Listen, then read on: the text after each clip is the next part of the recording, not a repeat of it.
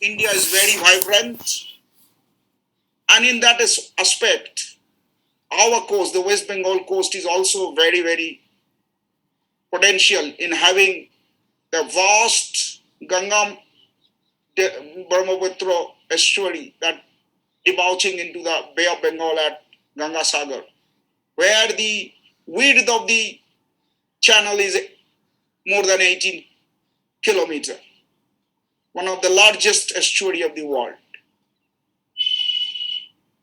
So, as you all know that there are 5 major oceans, the Pacific, the Atlantic, the Indian, the Southern, and the Arctic. And we have the seas in the form of seas and bays, and of course, this Bay of Bengal is a big program, big marine ecosystem, and that's why multi-country involvement is there.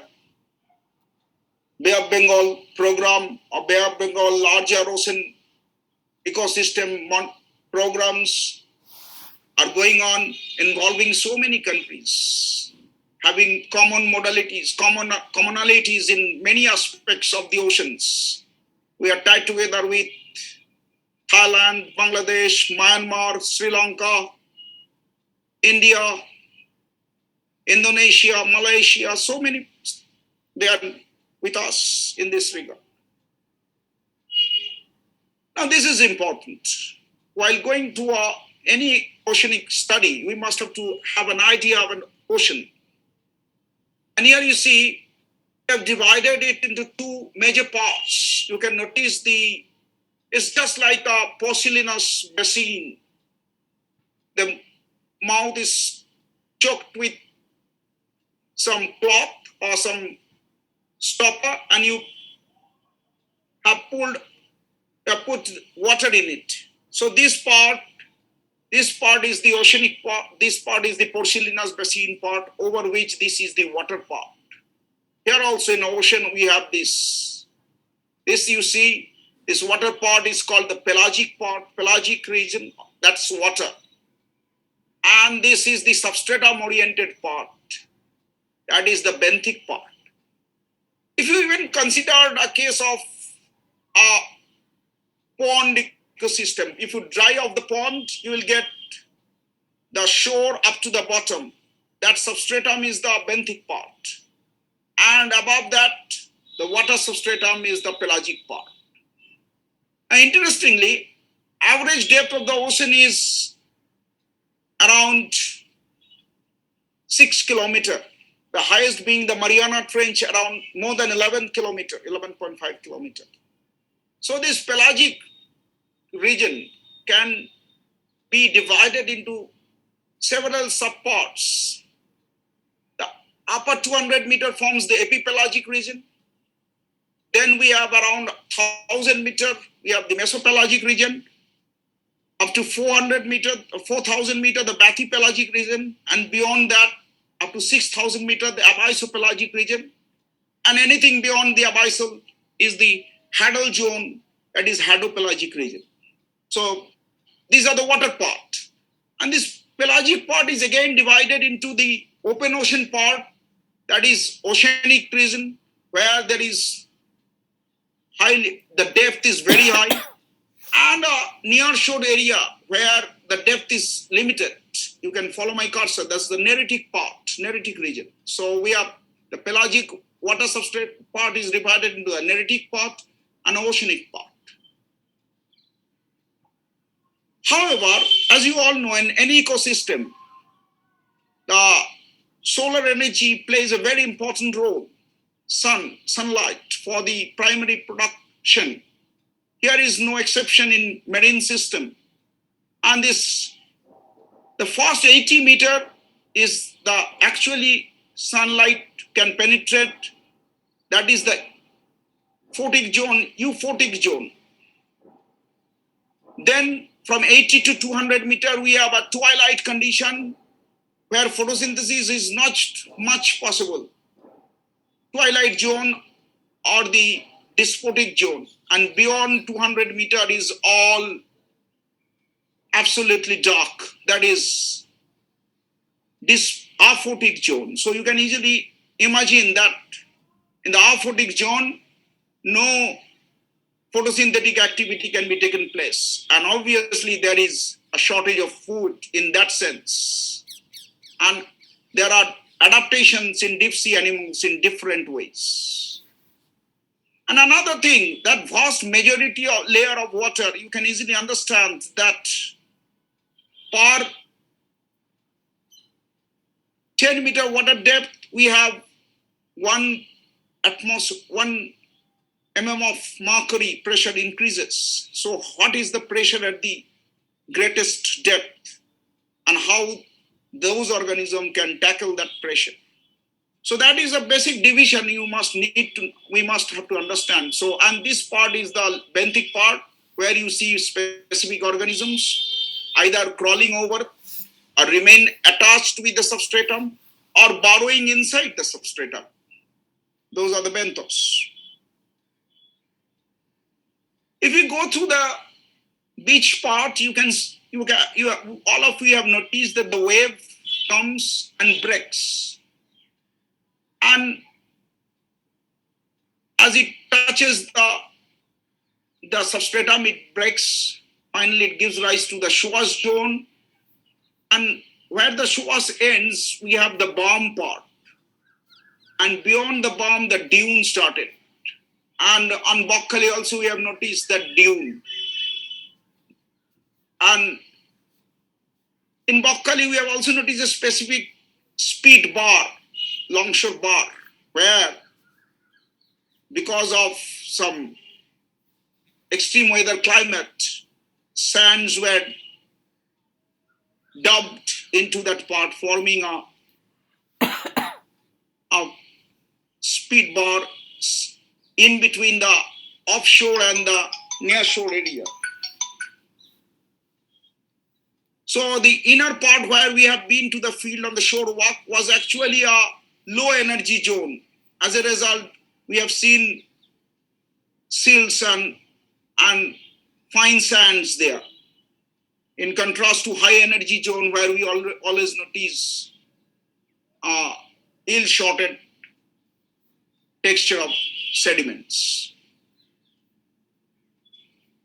So here we see that sort of bar is there, as you find in Bokkali also. And we have near shore, foreshore, and the backshore zone. And the dunes you have noticed here only. Now, the littoral zone or the intertidal zone is the zone where the tide plays. So the highest high tide, if you noticed, say this is the highest high tide. During high tide, there are two types of tides, the high tide and the low tide. And during the highest high tide, say water comes to this part. And during the low tide, it goes back up to this part. So there is periodic exposure and inundation. And where this tide plays, these are the intertidal zone and the most interactive zone. So here you see the intertidal zone. So if this is the highest high tide mark, and say if it goes down up to this, so that is the intertidal zone. And within that zone, in our country, in India, we have semi-diurnal tides. That means in a day we have 2 high tides and 2 low tides. Around 6 hours, 25 minutes. High tides and low tides. 1 high and 1 low. Again, 1 high and 1 low. So 2 highs and 2 lows a day.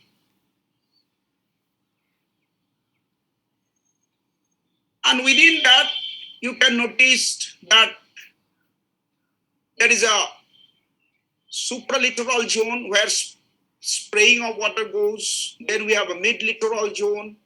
And then we have, beyond that low tide mark, is the sublittoral zone. So this area is actually the area where lots of adaptations are needed for the animals to survive. So, as I've told you already, now a little about the ocean water. It's a complex mixture. And you get around 96.5% water, 2.5% salt. And there are dissolved organic matter, particulate matter, and gases. And we have noticed that the major elements, the proportion of the major elements, 6 major elements, chloride, sodium, here you see, there's constancy of composition. The proportion of these two of the major elements remain constant all over the world ocean. Beside this, we need salinity is a major factor, as because salinity can be the amount of salt dissolved in per kg of seawater, amount of salt in grams. That is salinity discussed in terms of ppt, parts per thousand. The dissolved oxygen is equally important because it is vital for the marine organism to respire through dissolved oxygen. Biological oxygen demands talks about the pollution status, organic pollution. The nutrients is the food of the organisms, phosphate, nitrate, silicate is also helpful for their lives. And the chemistry of the sediment, because benthic organism needs substratum, and that substratum chemistry is also equally important. What is the dissolved oxygen within the pore water? What are the nutrients in the pore? What is the organic carbon? What is the texture of the sediment? All plays very vital role in the distribution of animals. As I've told you, chloride, sodium, magnesium, sulfate, calcium, and potassium, that accounts for around 99.8% of the total chemicals. And the other carbon, bromide, boron, and strontium and fluoride that makes up the 100%. So that's the major elements, and the composition, the ratio of any two of this is remain constant throughout the oceans. If you consider about the salinity, you might have noticed that average salinity of ocean water is around 35 parts per thousand. And from 100 to 1000, up to 1000 meter depth, the salinity becomes constant, right? Relatively constant. You see here, that is the halocline. So that's up to 1000 meter, there is a fluctuation. And again, salinity is fluctuated during the monsoon. We have dilution of salinity. Salinity reduces during the summer because of high evaporation. Salinity increases. And also from offshore, from near shore to offshore, salinity increases usually. And from surface to bottom also salinity increases. So these are the general rule of salinity. Salinity plays a very important feature in the life of marine organism. You cannot put a rohu fish in the ocean. It cannot survive. Or you cannot put a pomfret in your aquarium. That also will not survive just because of salinity. That's because of osmoregulation. And this is an annual salinity, surface salinity variation. You can see that 33, 34, 35, these are average. Where there is huge dilution from estuary, salinity may decreases. Say in case of Gangasagar, we can have a salinity of around 30 ppt. Even a few kilometers ahead in Diamond Harbor, that estuary, you may not have more salinity. It's almost 0 ppt. So easily understand the organisms. Some organisms are well adapted to high range of salinity fluctuation. Those are the organism we call euryhaline organisms, and some organism cannot simply tolerate the wide fluctuation of salinity. Those are the stenohaline organisms. Likewise, the temperature also. Up to around 1000 meter, you can notice sharp change in temperature. After that, it is remarkably constant. So that is called the thermocline. So halocline and thermocline are the two important features in terms of salinity and temperature. And here you see the annual mean surface temperature of the ocean.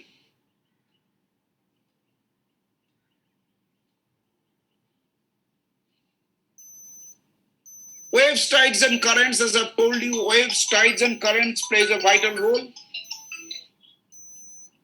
Okay, so the waves you noticed, whenever you are in any seaside resort, you have noticed the waves and how you see that it refracts after it touches the shore. It gradually shows a refraction, bending of waves, and that is possible when it touches the shore. Even there are longshore drifts, and that drifting is also very important. And the wave height is also important features. Likewise, as I've told you already, there are 2 high tides and 2 low tides in a semi-diurnal situation. And there is also a spring tide and neap tide. During spring tide, during new moon and full moon condition, there is maximum attraction that leads to highest inundation and highest exposure. Highest inundation during high tide and highest exposure during low tide. We as biologists prefer to go to the field during this time because you get the maximum exposure of sea beach and can see various organisms, monitor various organisms during that time. The other periods, there are less high tide and less low tide, that is the neap tides.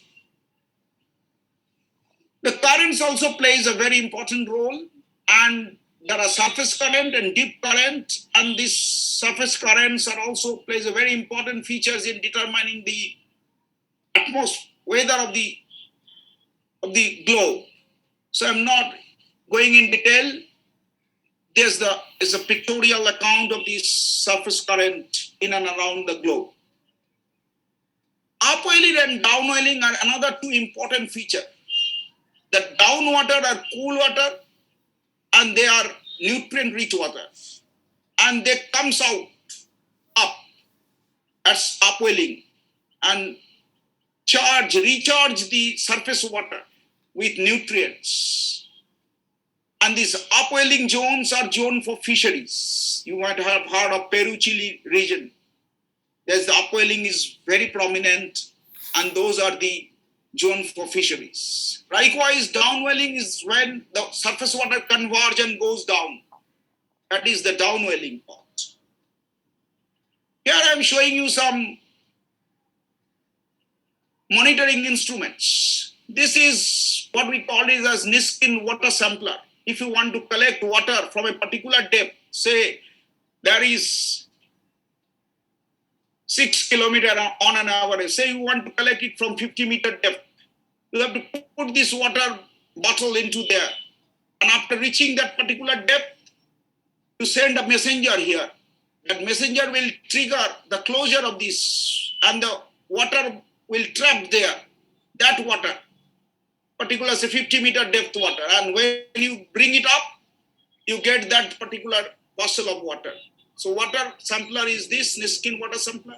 We have various types of sediment sampler. One common is the Van Veen Graph sampler. You put it like this, it touches the bottom. Once it touches the bottom, it will close like this. Say you are sending it, it touches the bottom and it closes like this and trap the sediment inside. You can use that sediment for your research purpose, for your knowledge purpose. This is another instrument used for plankton. You know, there are a lot of phytoplankton and zooplankton, the drifter, microscopic drifting community. And those were being collected using this plankton net of various mesh size and later being analyzed for further study. These are bathysphere sonograph or bathymetric study use echo sounder to measure the depth and other features of the ocean bottom. So in a nutshell, this is a holistic approach of the ocean. Now, if you consider about the life, we can distinctly divide it into several subgroups. One such is the plankton. They are incapable of active movement. They are the drifters. They can drift. And if these plankton are of animal origin, they are zooplankton. If they are of plant origin, they are phytoplankton. Again, within the zooplankton, some of them are permanently planktonic. They are holoplankton. And some of them are temporarily planktonic. The fish and invertebrate larvae. They are the meroplankton. They, upon reaching its adult form, are capable of active swimming. So they are not permanent plankton. The phytoplankton, that is the microscopic plant community, mostly the diatoms, the dinoflagellates, the coccoliths, the silicoflagellate, the cyanophyceans, and the chlorophyceans. These are very, very important. As you all know, 95% of the oceanic productivity, there you will not find large plants there. These are all microscopic primary producers of the oceans, and that must be restricted within the 80 meters zone, as because sunlight is essential for their survival. So they need that zone. So they are there only within that top layer for their photosynthetic activity. And they are so very important. And in the present context of global warming, they are the main carbon sequestration. They are carried out by this group of phytoplankton. And they also pumped in oxygen to increase the oxygen concentration. So that's 50% of the atmospheric oxygen is because of them. Carbon fixation, carbon sequestration, and they are as the base of the food chain. They contribute immensely to various ecological services, including the maintenance of the marine food chain. Here you see unique diatoms group. Some are radially symmetrical. Radially symmetrical diatoms are centred diatoms. Those are generally present in planktonic form, whereas the bilateral symmetrical diatoms are pinnate diatoms. Those are mostly present in sediments, sand grains. Dr. Mazumdar, there are few questions. You just if we can keep it at the end, we can discuss. Sure. And here you see these two. This is a dinoflagellates, and this is a diatoms. Dinoflagellate is important in another form. You have heard of the red tide, and those red tides are because of these dinoflagellates. Moreover, these siliceous organisms, they are venomous. They contain dinotoxin, and this toxin are through food chain can even reach up to the ultimate consumer, to us also, causing shellfish paralytic syndrome, neurotoxin.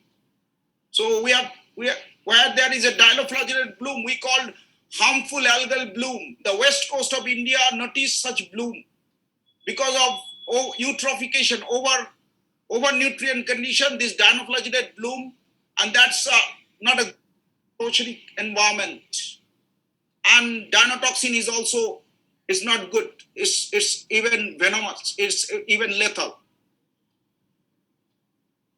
Based on this concentration of this phytoplankton, we have chlorophyll concentration, and you see in the coastal zone, the chlorophyll concentration is high in comparison to the open ocean, because coastal zone, there are lots of nutrition. See the 30 milligram per meter cube.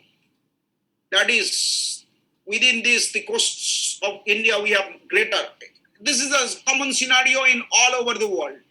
Coasts have more significantly high chlorophyll content. You can notice. And here also you see that more chlorophylls are within the coast rather than the open oceans. Then the animals, as I've told you, the invertebrate larvae, they all belongs to meroplankton, temporary planktons. When they become adult, they are converted into other groups. These constitutes the zooplankton, and phytoplankton are eaten by zooplankton. So the zooplankton maxima will appear after the phytoplankton maxima. In an area, first the phytoplankton bloom will takes place. usually followed by the zooplankton. So there are different groups of larvae which contributes to zooplankton. And this is a permanent zooplankton, arrowworm, sagitta. They are all along plankton in nature like other. This is also called Ketognatha. These are other groups of crustaceans, or this is shelled protozoa, Globigerina. These are the Hydromedusae. These are the other group of crustaceans, copepods. These are all planktonic all through their life cycle, so they are permanent plankton. The other group of organisms are neuston. These group have specific characteristic. This is Portuguese man of war or Phycelia. This is the Popita of blue button, and this is Velella. All of them have inert gases within them by which they form a cell-like structure. We have seen sailboat in our older days. There is no mechanized boat, and these sailboats are there. And here also they form a cell-like structure, and they have different types of tentacles for different purposes. And within the tentacles, they are protective cells. That cells are called nematocysts, bullet cells. Whenever predator comes, they charge these cells. So these are called neuston, a specific group. They are not also they are not capable of activation, but they can sail through these sails. This group, they are belonging to Cnidarians, and they have another difficulties. Like the jellyfishes, you might have heard of jellyfishes. They also have stinging cells, and these stings may often cause anaphylactic shock, vigorous allergic reaction leading to vasodilation of blood vessels and instantaneous death if not taken care immediately. So they are beautiful looking creatures, organisms, but need to be tackled very carefully. We need not to touch them in open hands, so that we should not get the sting and go for the anaphylaxis. This is a common jellyfish. On Bakkali also we notice a good amount of this. And nowadays these wings, these arms of jellyfishes are often used up for food purposes. We are capturing jellyfish in plenty from the south coast for carrying out to meet our food resources. But these jellyfish also have stinging power and need to be tackled carefully. Here you see, as I've told you, jellyfish fishery is an emerging field in the Andhra Pradesh coast. And see how they are doing this. They are taking only this part. Various types of jellyfishes are there. Many of them are bioluminescent, light emitting, beautiful creatures.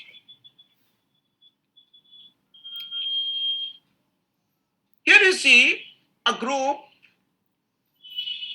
signatures. So on the other day on Bakkali, I have shown you some signatures of the worms and mound-like structure and signatures of the crabs. These are called bioturbation mark or signature created by these organisms. Here you see one signature and organism, that is Lingula.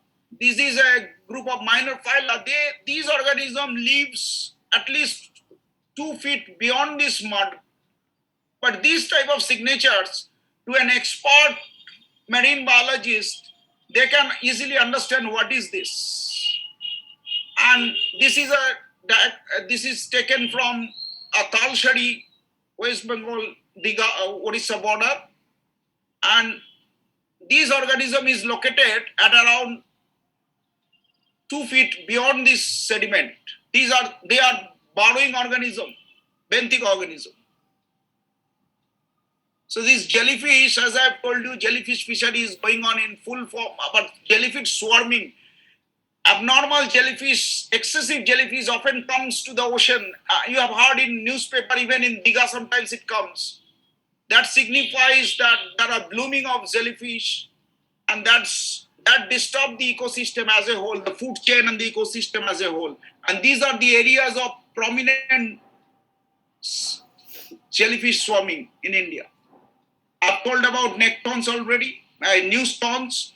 The nectons are the active swimmers of the oceans, and it may be the squids, the cuttlefishes, the fishes, both conrictis and stichthys, all are, and some crabs also. They are all swimmers. And also the marine mammals, the dolphins, the whales, the sea cows, and the turtles. So they are called nectons. So we have plankton, we have necton, we have newston, and the sediment-oriented organism are the benthos. So here you see one such nectonic group. You can notice these areas, this mantis stream, they can swim across. This prominent nectonic with economic importance are the squids. In Boktalim, our participants are trying to photograph those squids from the fish nets. Those are nowadays previously dumped in the ocean, but nowadays have a good value in the Southeast Asia. So they are taken care of. So these squids and these cuttlefishes, they are cephalopods and mollusks. And both of them has internal shells. In cuttlefishes, they have a cuttle bone made up of chitin, aragonite structure, calcium carbonate. And in case of squids, it is made up of chitin. Here you see, these are the squids with a torpedo-like structure, and this is a larger, wider views with a cuttle bone inside the cuttlefish. They are present in plenty of amount in and acting to our fishery resources. These are the different groups of conrictis, the sharks, the rays, and the skates. They are cartilaginous fishes, and they are the nectons. And because of their high value, especially their fins are of demand, huge demand, they are now becoming vulnerable. And we need to tackle this situation on conservation point of view.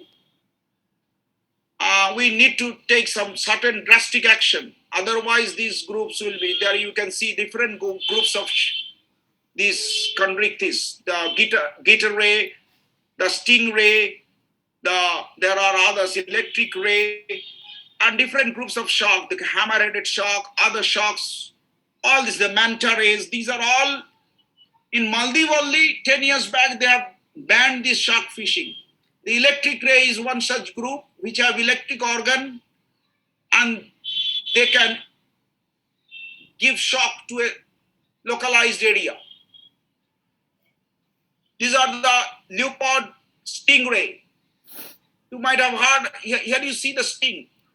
You have heard of those, that American wildlife naturalist who dies of this sting, being just stung by this stingray. These are Bennett stingray. You can see that in some group there are claspers or male intromittent organ, and they even, this clasper signifies their sex, that is the male, and these are their exposed gill slits, and many of them shows ovoviviparity. This is a gator ray. So all these are that conrictis group, and we have a large resource of this. In a quality bony fish, we have tunas. Various types of tunas are available, and we are encouraging tuna fishery because it is in abundance in our coast. But we need to take it in a sustainable manner. And tuna are containing huge amount of omega-3 fatty acids, antioxidants, and cardioprotective in nature. Different types of tunas are there. You can notice the size and shape of the different groups of tuna groups in Indian coast, all around east and west coast. And they are all nectars and a good fishery resources. And because nowadays, even in local market, you are noticing sardines, mackerel, and some amount of tuna. Though tunas are mostly exported because of their high food value. So, in terms of conservation aspects, we need to take care of these rays and the sharks. Otherwise, it will spell doom to us. Another interesting necton is the bonyfish seahorse, where the males carrying the babies, and they usually go for up and down movement rather than the horizontal drifting. They don't have teeth, and the snout helps them in doing that. And the male contains the brood pouch within which the fertilized eggs are carried internally. Seahorses are also eaten in large number in various countries in and around India and also in the southern states. And that's why they are also in a difficult situation in conservation status. Likewise, this is a pipe fish of the same group. Our friends from Mumbai, Pradeep Patadesar, has noticed this and so social media is also playing a very vital role. Social media, we can learn a lot if you use it properly. And this Joel Sheikh, one fisherman, is also helping in the conservation. That's a high point. That's the point to be noted for any biodiversity person. We must appreciate this fisherman that is taking notice of this. These are the various fishery nectonic resources available in the local coastal market. We have the crabs, we have the lobsters, we have this coelia, we have different types of shrimps, we have the eels, we have the tongue soles and the flatfishes, and of course, unfortunately, we have the sharks also in the market. The Indian shads, this is one, the Bombay duck, a major group which is used both for fishes as well as for dry fish purpose, and the pomfrets and other groups. Oops.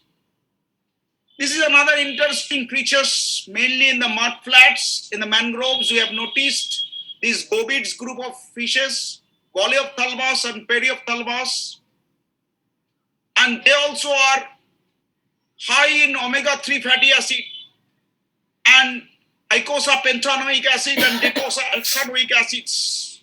And those are having cardioprotective natures. We need to tackle it in the right way so that we can get this extract for natural cardioprotective purposes. These mud skippers are an eye's delight in the tidal mud flats of Sundarbans. We have various groups of turtles in and around the globe, of which this olive ridley turtle, is very common in our coast. You notice this olive ridley have a heart-shaped carapace. And all turtles have flippers instead of the limbs are converted into flippers. And this olive ridley has a triangular stout head.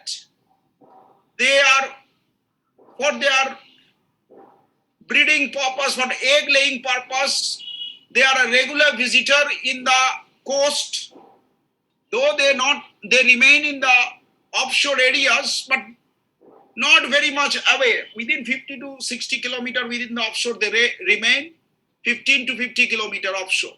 But during the time of breeding, laying eggs, they come to the shore.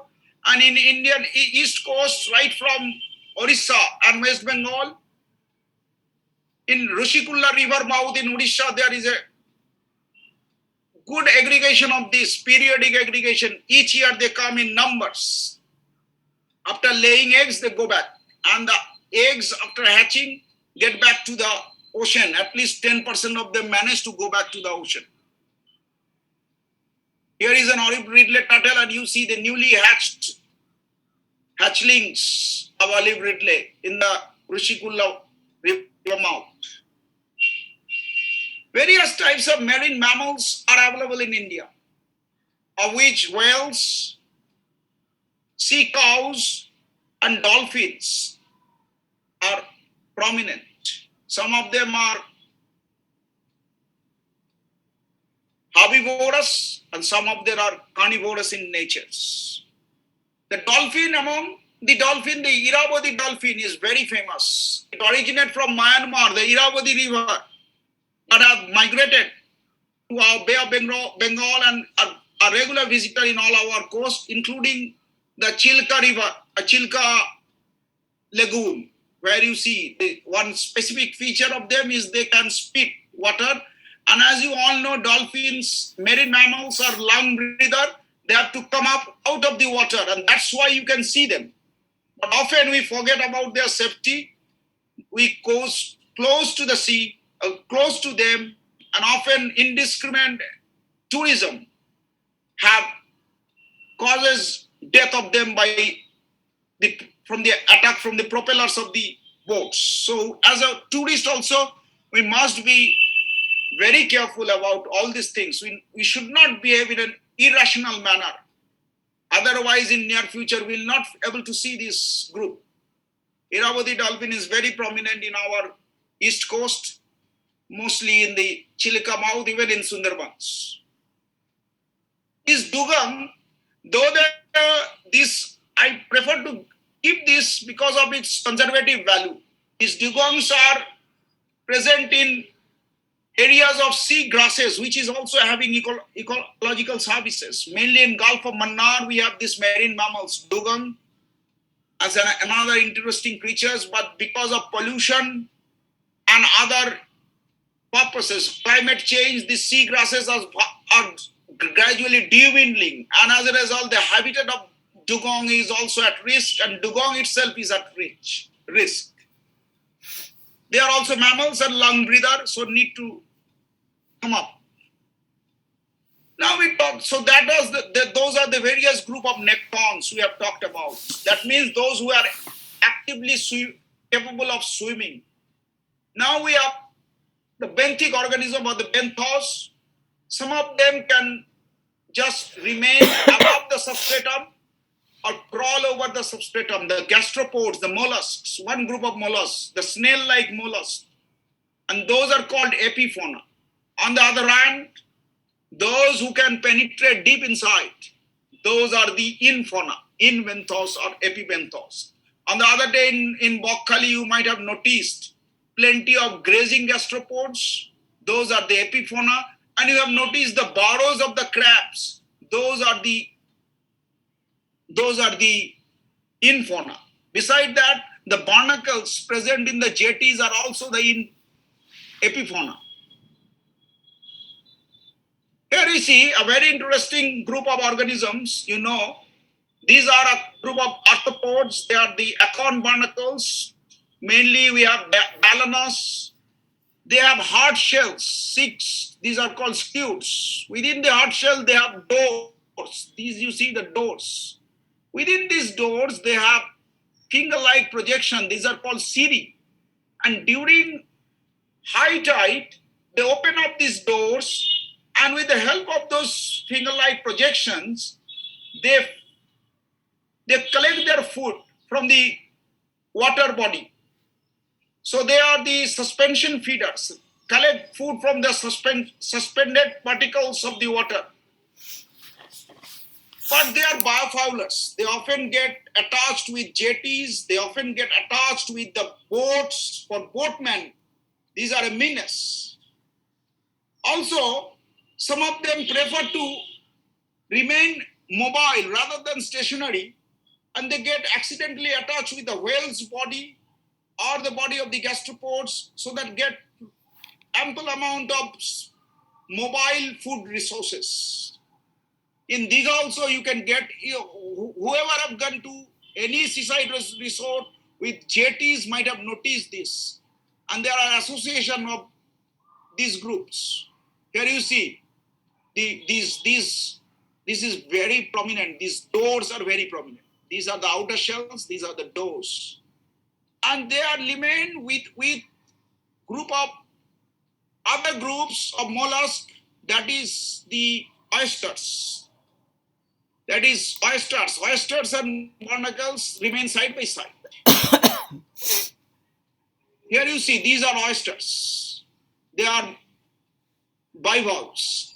And they also have spats. They also need hard substratum for their growth. It's full of interesting organism in the oceans. Here you see the series shown here. Here is the series. And you can notice that in another organism, the shell of another organism, this is a typical gastropod, mud-dwelling gastropod snail, where they get attached and forms a mobile substratum.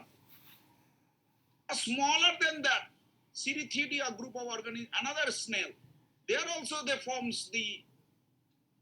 get attached. So any hard substratum they can manage to attach. And if these substratums are stationary, they remain stationary. If the substratums are fluctuating, are mobile, they get the opportunity of having mobile resources. As if we are traveling from one mall to another mall, one restaurant to another restaurant. This is another group of benthos, as I've told you. You can see the trail mark. The gastropod shows trail mark. The gastropods are characterized by what? You can notice the torsion, the coiling of their shell along with their visceral mass. And this is a hard shell gastropod with lot of calcium carbonate. And they are a mud-dwelling gastropods, and even they are bioindicator in that sense, even in a highly polluted area. I have once noticed that in Paradip port, where absolutely dead zones are there for living organism because of petroleum pollution, oil loading, unloading, and like that, and organic pollution and coal dust. Under such difficult dead zone, these telescopium survive, suggesting their huge adaptability even under stress condition, and then can be easily considered as a bioindicator species. Here you see another most interesting thing. See here one gastropod, another group of snail. But it is doing something different thing. It is a gastropod which feeds upon these oysters. So he or she is doing his or her work. During low tide period, it is grazing upon these barnacles and getting there. They have drilling organisms. Nowadays, you are familiar with drilling. We drill through the walls of our houses. And these particular gastropods, Endothase group, they can drill and bring the food from the balanas. That's why I've shown this. So that, like this, there are another group also, nerid group of gastropods. They also can drill. This is another mud-dwelling organism which are considered as grazers. You can see the trail mark. These are smaller in any mud-dwelling, muddy habitat. These organisms are there. These are Cerithidia, and they graze on the algal mat of the sediments. There are a lot of algal particles on the sediments, and they graze over it. Here are some different shells. You have noticed several such cells. One is the turret cells. One is hemifusus, strong cells. Often this is occupied by hermit crabs. And there are various groups of bivalves, mainly the telinid bivalves and the Donax group of bivalves, which are very common in Indian coasts. This is a sea anemone, as I've told you. You notice this anemone. This is the mouth of this anemone, and these are the tentacles of the anemones. This belongs to Nidaria. They have the stinging capacity of stinging. But you see, at least the main body with the stalk is around 6 feet, 6 inches to 8 inches behind this substratum, behind this substrate surface. If you really need to get hold of this animal, you have to dig a burrow over 1 foot diameter. And you have to dig it. It's a delicacy to get this organism intact. If this organism get a sense of it, they have hydrostatic skeleton. You see, these are all water skeleton. If you touch it, they will squeeze water and goes inside. So that's a delicacy to get this. And this photograph taken by one of our member from the Mumbai marine enthusiast, Tyrone D'Souza. So thanks to him for this wonderful photograph. This is another group of mollusks, and these are slugs. Lots of slugs are there. These slugs are without shell, shellless mollusks. You can notice this molluscan feature. And see the camouflage, how it camouflages with the background. And in lots of cases, marine organisms have special chromatophores by which it can change colors in no time. So that's important thing, changing of colors and camouflaging, concealment to devour to avoid predation. So it's a part of natural selection. And these are found in various groups of crabs also, where we notice they are blending perfectly with the surrounding, concealing with the surrounding. This is the warty slug, and one of our veteran marine scientist, marine enthusiastic, Pradeep Patadesa from Mumbai. I love his use of social media. I love his enthusiasm. I love his technical knowledge. And these people can definitely be our resource for our learning endeavor. Whenever you look for something, you can go for that with these people. This Mumbai Marine Enthusiast group is a very good one. Barsha is there, another group. Many Johnson Sub is there, many of them. Here you see another mollusk. This is also shellless mollusk, the nudibranch.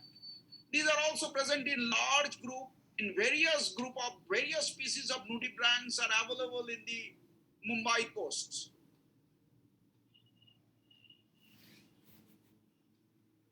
This is a specific case study you can consider it. In the deep oceans, there are geyser. That means volcanic areas, seismic zones, their hot water are released. And these hot areas are hydrothermal vents. And these hydrothermal vents also, there is no sunlight. And these area, there are animals, both mollusks, crabs, verminiferous worms, and also lots of chemosynthetic bacteria. And these organisms are looking on those symbiotic association with these chemosynthetic bacteria for their survival. And they have adaptations. They reduce their metabolic rate. They become very sluggish. And as a result, they can survive this difficult situation and can also move very slowly from one part to another part. You can also notice the shrimps. So all these are sluggish organisms. They're capable of tackling the pounding pressure.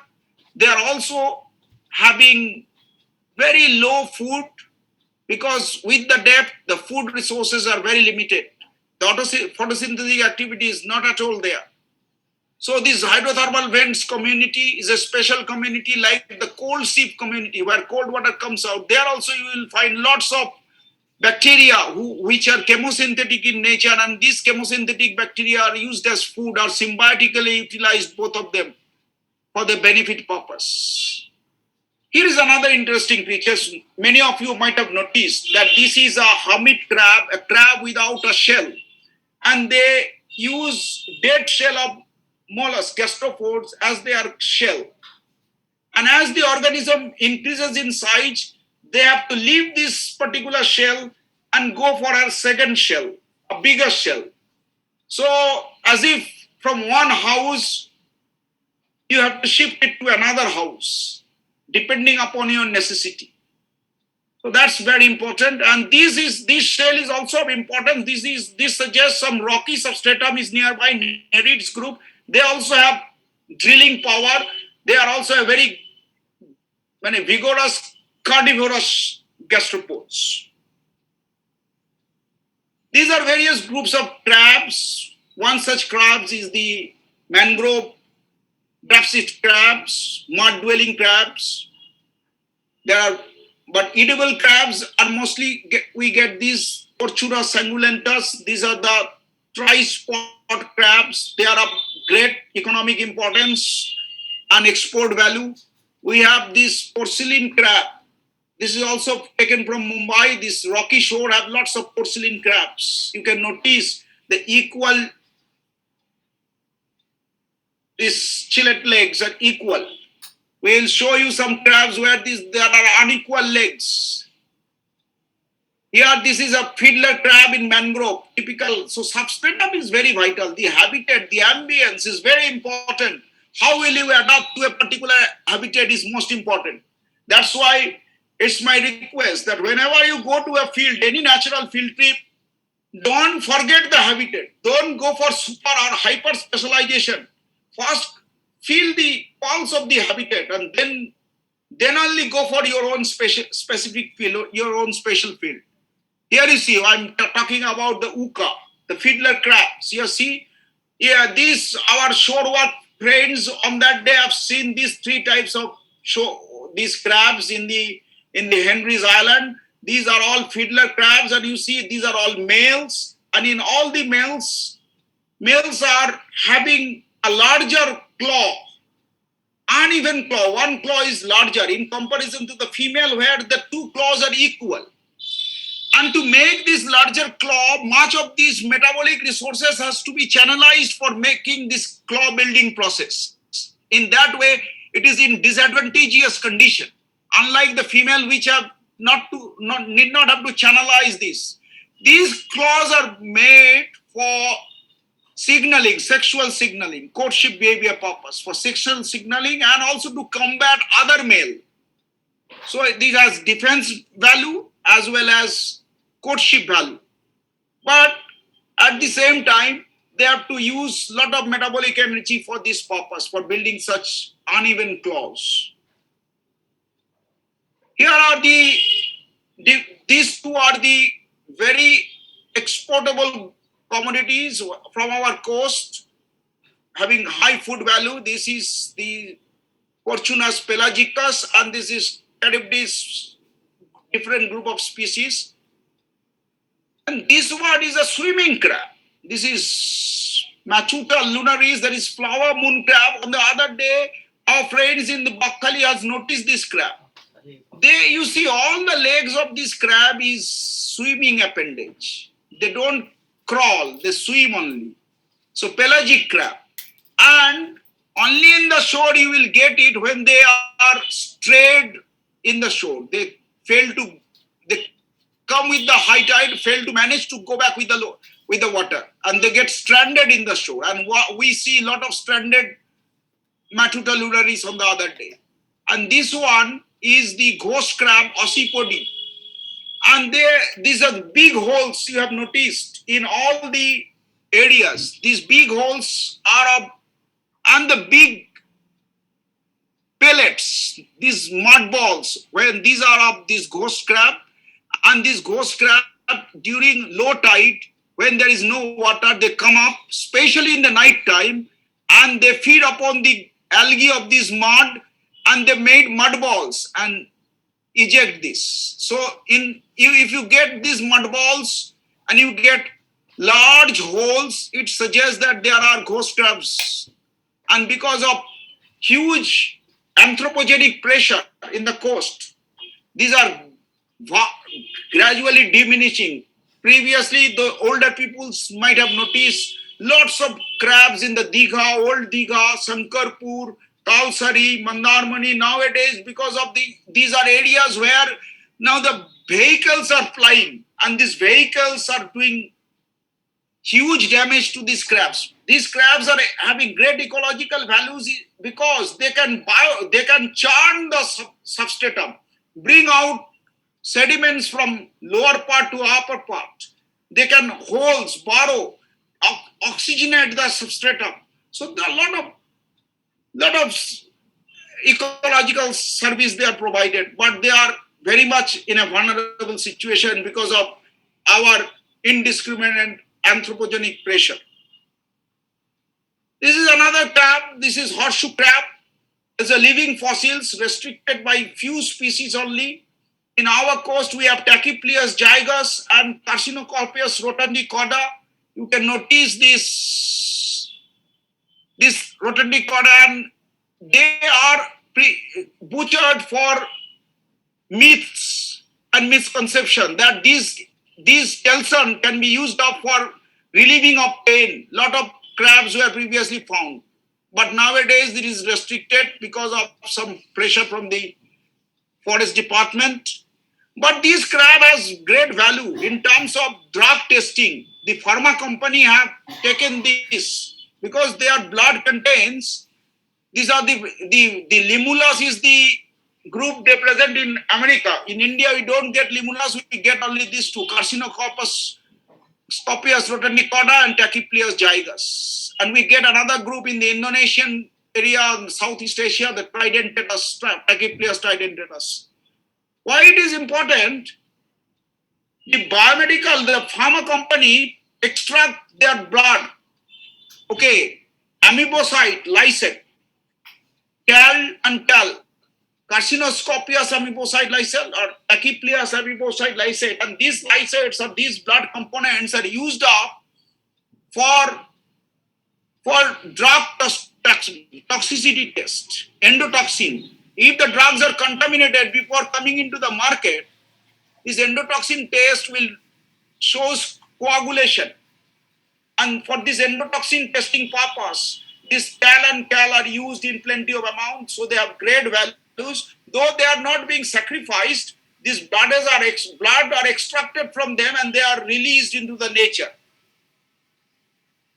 This is another beautiful fauna. There is a green mussel, Parna viridis. Even this green mussel, they have byssus threads. So they need threads for their attachment purpose. Some mussels need threads. The barnacles, acorn barnacles needs Fevikwik, adhesive discs in them. And some groups needs muscles for their attachment. This is a bivalve present in Bokkali. These are also different groups of bivalves. See the difference in substratum. And this substratum preference is a big factor. Here are different groups of bivalves. This is cockles. You know, this is a blood cockles called Anadara granosa. These are also having food value. This shell is found in plenty in our coast in Digha and Bokkali. This is the angel shell. And they are high borrower in fauna. They have huge borrowing power by which they can burrow deep inside the sediment. This is a lion's paw scallop group of organism. That's also bivalve. And all bivalves are adductor muscles by which it is very difficult to open a living bivalve. What you can open or you will see is a dead bivalve shell. But it is very difficult to open a living bivalve. And this is edible oyster. I have showed you on the other slide. They remain along with the. This is one shell of the oyster and the muscle inside it. There will be another shell, uneven shell over it. They remain with the barnacles. As I have told you, feeding in this group are of two types. Some are depending upon food from the water parcel, that is filter feeder, filtering out food from the water, and some depends upon the sediment. So filter feeders are called also suspension feeder, and some, here you see macoma. This macoma, they have siphons. Many bivalves have siphon. Through this siphon, they can scoop or eject, taken in water, and then water contain the food particles, and they release out excreta from the other one. Here is a Donax group of bivalves, very common. These are smaller Donax. These are other Donax. These are common. I have shown them because these are commonly occurred in our east coast in Digha, Talsari, Chadipur, Paradip, Puri, etc. So this feeding mechanism is very important. Either they are suspension feeder or they are detritus feeder. In case of the deposit feeder. In case of deposit feeder, it's just like a vacuum cleaner. They scoop the mud to get the organic matter from the mud itself. Or in case of suspension feeder, either they filter the things with their siphon or through their gills, or they use mucus trap, mucociliary mode of feeding. So that mucus will trap the particles and they eat that. Here you notice in each bivalve there are two valves, and these two valves are joined together by hinge. And this hinge is very important for their safety of the shell along with these adductor muscles. Here are different groups of gastropods found in our coast, murex, herpeshells. These are the sea urchin, commonly found in East Coast. These sea urchins are collected from Chennai. And these are a echinoderm group of organisms. During its larval time, they are planktonic, but in adult case, they are benthic in nature. This is an echirus group of organism. This is a starfish. Starfish, you can see, have different attachment. On one side, they have, this is the aboral side, on the ventral side is the mouth, and they have 2 feet by which they move from one part to the other part of the substratum. Lots of these asteropecten group of starfish are available in Digha coast. This is a very interesting feature. These are the egg shell. They contain egg of this gastropod. So the eggs are, they bear the eggshell within them. These I mentioned because these are venomous. Conotoxin is a neurotoxic group present in cone shells. So it's never advisable to touch cone because they will also create anaphylactic shock and death. Many deaths from cone stinging has been noticed in the coastal zone. This is another very common organisms in Indian coast. This is the tiger choric, Cypria tigris. Looks like as if like a tiger. This is a rocky shore, a pseudo rocky shore. In Digha, boulders are made, and any rocky shore, you will get these pats, these oysters and the barnacles will come, and if they form tide pools, this is a feature from Vizag. Within the tide pools, you will get these urchins and sea anemones and lots of groups of algae. Here you see the ulva group of algae, green algae. So this is common. Either it is a rocky shore, rocks, or it is an artificial boulder-made rocky shore. You'll get these are common things.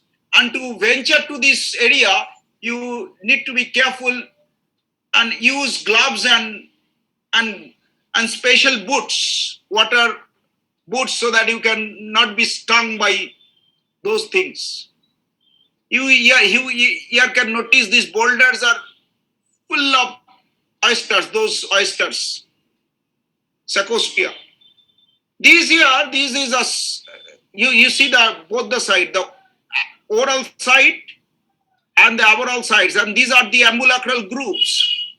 So 5 or multiple of 5s are the echinoderms, and they are living in this is ulva, and they live within this seaweed. This is a photograph from a tide pool near Vizag. Here you notice this, how they are enmeshed within this green seaweed. Now we come to mangrove, and in this mangroves, that's another very interesting feature. In Indian Sundarbans, we have the mangroves. These are the halophytic brackish water groups, and with high ecological values, ecosystem services. And Indians and Bangladesh together they form the largest mangroves of the world. We have around 41% of mangroves in South and Southeast Asia. And within here, we have 12 states or union territories where we have mangrove, of which huge amount of mangrove is present in Pichavaram, in Orissa, in West Bengal. Certain mangroves are there in Mumbai, Siuri Mudflat, and also in Goa. And these are various groups of that salt-tolerant mangroves group. We are seeing different groups of animals. This exocaria was very much visible on the other day in the Bokkal in the Henry's Island. This is a specific type of mangrove called Nipa fruticans used for heart preparation, and they need less saline waters. That's why they are more prominent in Bangladesh part rather than in Indian part. This is a mangrove with a specific characteristic root system. You see the supporting root of rhizophora, and they are another very important features you can notice here. They germinate within the tree before being launched into the environment, because this current swept environment, they need adaptive feature to germinate. So viviparous germination or crypto germination is a common feature in case of mangroves. This is another group of mangrove called Bruguera cacra. And these are I'm skipping this because we have already discussed about the various groups. The various groups present in various layer because of various substratum, various adaptive feature. So here you see plenty of these are the nectons, the squids, the octopuses, the marine mammals, the whales, and again you have the sponges, the tube worms. All these are there in various substratum, various groups. Some are benthos, some are nectons, some are newstones, and some are obviously having multiple role to play.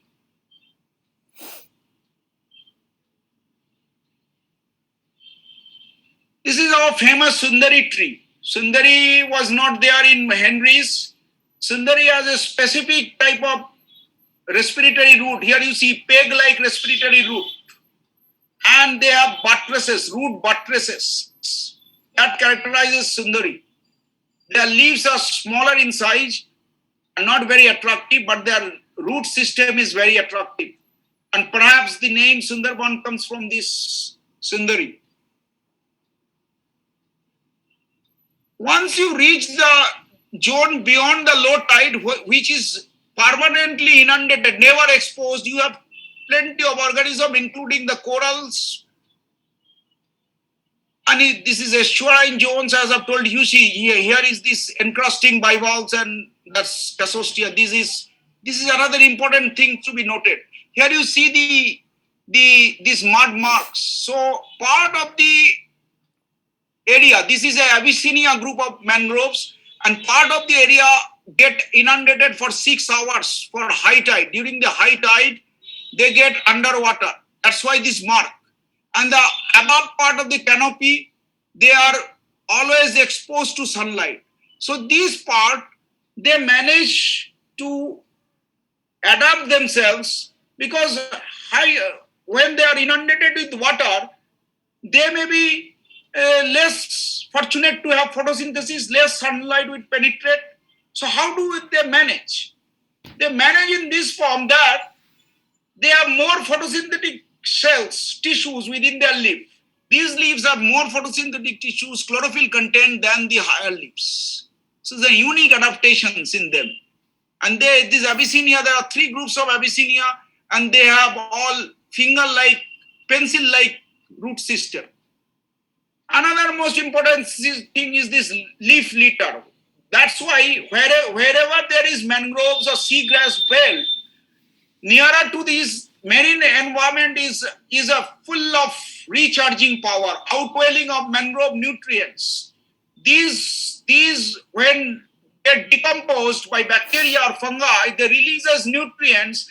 That's why mangroves always attracts the fishes. They are acting as a nursery of the fishes. Here you see typical areas, creeks of Sundarbans, tidal mudflat. This needs special adaptation for the human being also to venture there.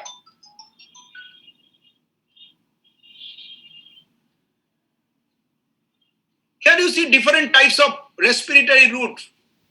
These pencil roots are of Abyssinia, these spike roots are of Sundari, this dagger root, these are of Sunarasia. So from by root system, you can easily understand and identify the plant species. Here you see the dagger-like root in Sunarasia.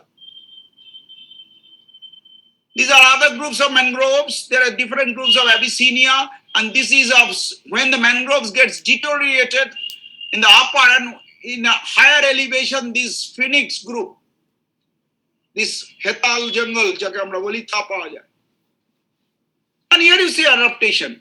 These snail during high tide, they get up from the soil over the tree trunk and graze the algal mat. You see these algae? These are Cythidia obtusa. So these are specific adaptation for them. And see this root system. These roots make them a natural barrier to cyclones and other extreme water climate. We are hard of Ayla, we are just now have the Amphan. If there is no Sundarbans, it could have been damaged more. And with the climate change, there are furious, these extreme weather climates are increasing. And this mangroves is a great relief for all of us. Destruction of this mangrove, we will just having a suicidal attitude towards the nature and towards itself, ourselves. This is something, a salt marsh in temperate zone. Here, when there is extreme hyperaline condition in the upper substratum, in the upper level, then you get this group. On the other day in Bokkali, you notice this in plenty of things.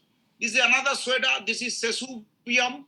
And there are a lot of cracks of mud flats. These are full of soils. The local people extract salt from this only. So this position of this group signifies this appearance of this sweater signifies that this area is highly saline area. Sesubium, Sweda, all this signifies that. These are different groups of crabs, as I've told you, different biodiversity in the Sundarban mangroves. This is one I received from Patadesar again, that you see another slug from marine, Mumbai marine environment. We get this slug and see the color. When they get and see the appearance, leaf-like appearance and the camouflage and concealment value. This is a natural selection. This is a beautifully concealing condition. Basically, this is a mollusk. So a lot of ecosystem services, as I've told you, how detritus are formed, because these detritus are the food for these liquid minerals, are food for the fishes. Decomposed leaf litters from the mangroves goes into the coastal zone, and that coastal zones are rich in, but here see, this detrification is going on. It goes on until it is totally, these minerals are released.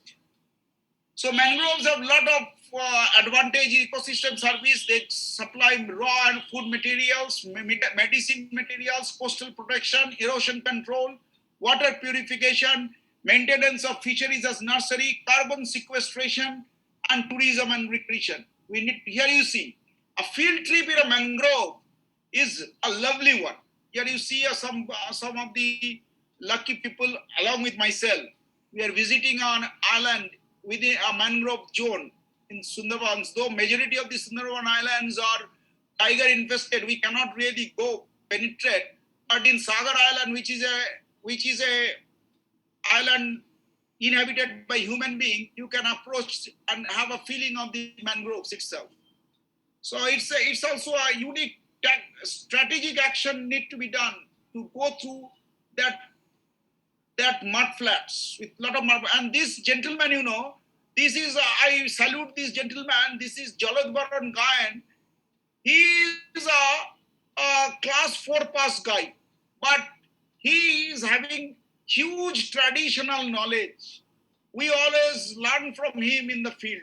Where do we get a kairos? Where do we get a sea pen? Where do we get a particular Bible? He can guide us. So formal knowledge is not, or marks are not only the criteria. Often the traditional ecological knowledge is, and he receives it from his father and he has transmitted it to his son. His son is also with us in the field nowadays. This is a lagoonal ecosystem that's part of the marine ecosystem. We have Pulicot Lake, we have Chilka Lagoon. Nearby we have Chilka Lagoon. So these are very important coastal ecosystem. And Chilka Lagoon have a lot of migratory birds are there. Dolphins are coming. This is the famous Iraboti dolphin, as I've told you. And a lot of fishery prospects because of nutrient outwelling. And migratory birds are also coming in plentiful in the Manglajori area of the upland of the Chilka. So these things need to be ecotourism need to be done in a sustainable manner also. We have different types of algae, red algae, and they constitute the seaweeds, and seaweeds gives rise to nutrients, they gives rise to alginate, phycocolloids, they gives rise to helps in carbon sequestration and also balance our pH of the seawater. And lots of agar producing seaweeds, you know agar, they are gelling agent in ice creams, in microbiological work, agars are used, and lots of agars are coming from red seaweed, Gracilaria and Gelidaella. Here you see a unique seaweed resource of India, Colarpa, Gracilaria, Hypnea, and Padina, Sargassum. These are brown seaweeds, and these are the green seaweeds. This is Ulva, this is Enteromorpha. My friends on the other day in Bakkali might have noticed this in Fraserganj. This Enteromorpha intestinalis. And in rocky shore, lots of seaweeds are visible. Here you see this is a sea cucumber within the rocky shore. See the camouflage value. I've told you the chromatophores. See the crabs. See the limpets. These periwinkles. All this. See these limpets. These are all having camouflage value, and that's give them the advantage for their struggle for survival. Sea grasses is another unique environment in the marine resources, and Gulf of Mannar have plenty of it. As I've told you, that is the habitat for the only marine mammals, sirenians, the dugong in our Indian coasts. And besides that, sea grasses have given is a habitat for so many myo and meofauna, polychaete worm, crustacean, nematodes, copepods, all these are there, and the detritification of seaweed blades can give rise to nutrient enrichment in the nearshore area by which it increases the fishery resources of the area. Here you see the sea grasses. We have Halophila, we have Rupia, we have the Ovalis, Halophila ovalis, Halophila beckerii. In Chilica also we have sea grasses. And this dugong, which is a herbivorous sea mammal, fed upon this. So sea grasses also have ecosystem services. Ecosystem services are the services which directly or indirectly gives benefits. Then we have sand dunes. On the other day, Bokkali, we noticed sand dunes. Sand dunes are at the upper part of the barn. And here you see the dunes are being formed. So you see a very good phytosuccession in the dunes. And in the final zones, you have the Casuarina or the Panuras. And if these dunes are cut off, dunes are destructed for urbanization purpose, we have nothing but destruction with us. See in Mandarmuni, see these are the dunes. This first group of groups, they are either the grasses, the cyanodons, or these Ipomia pescarpi. They come first. Then they're followed by these Launia and this spinifera. And finally you get a lot of big trees at the back dunes, as a climax community. And students must be encouraged to study this so that they get interested in mangrove, in sand dune research, in coastal research. And here you see the other part of the dunes. These are the dunes which were produced after at least for after 500 years of huge coastal phenomenon, geomorphic phenomenon, and those dunes are destroyed by single day. These are the dunes in Mandarmani which are destroyed, and you see the impact during this Amphan. These are the dunes in Tajpur. I have taken this photograph when Tajpur was not built. These are the formative stage of Tajpur, and you see they are destroying them for the hotel purpose. This is another interesting feature. This Sundarban is the only hinterland with a tiger, mangroves with a tiger, the famous Royal Bengal tiger, and lots of people for their, as you know, science can never be isolated from society. Lots of people goes to Sundarban for prawn fishery, for crab catching, for honey, and at the time they get.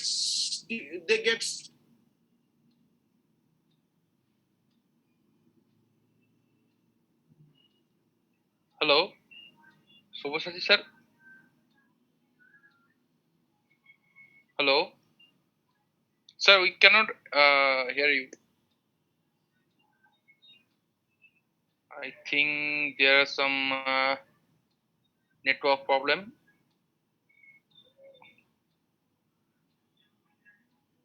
Sir, can you unmute?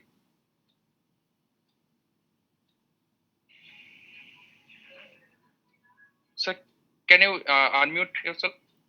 You are muted. Now you are audible, sir. No, also sir, audible. Sir, in your left side, left corner, there are a microphone portion. If you tap it, then it will be unmute. In your left corner, bottom side, left corner.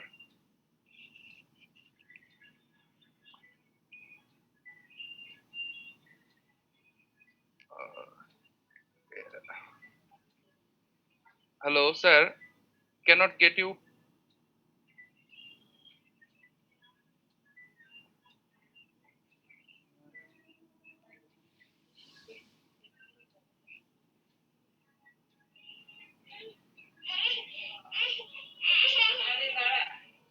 Now you will be. Yes.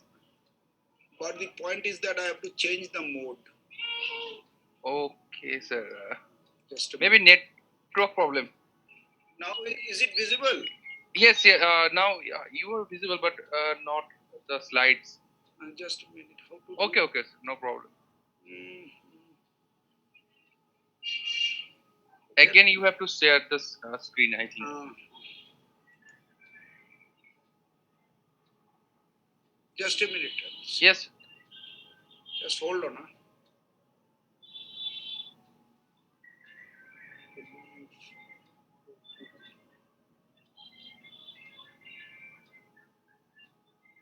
Just.